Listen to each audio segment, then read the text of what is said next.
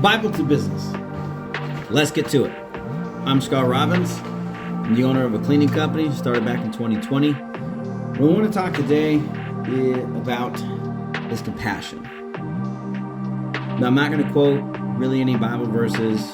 I can do that in another video if you want to.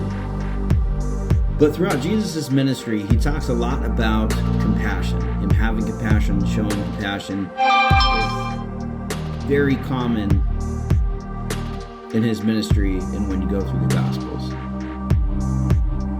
And so taking that theme in Jesus, I believe us as believers and followers of Christ really need to prioritize compassion in our business. So when we are leading our workers, when it comes to pay, leadership, personal growth, I know a lot of companies just try to keep things about business. But when you truly care about people and have compassion towards them, how could you not care about their lives outside of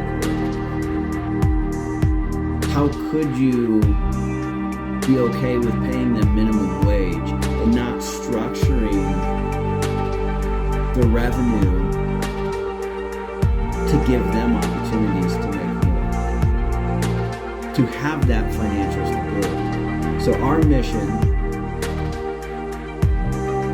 for our company or any other companies we decide to start is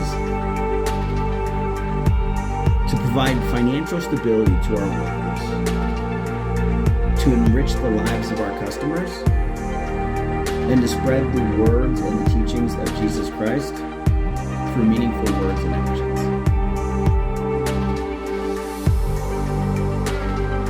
I would challenge anybody who is a leader in business, an owner of a business, in management, to really think about, are we caring for people? Are we loving our neighbors as ourselves? Are we providing that guidance and that growth, having patience? Look, if you're a manager, if you're an owner, you're probably on a different level than them. Shouldn't we meet them where they're at and help them get to the higher levels?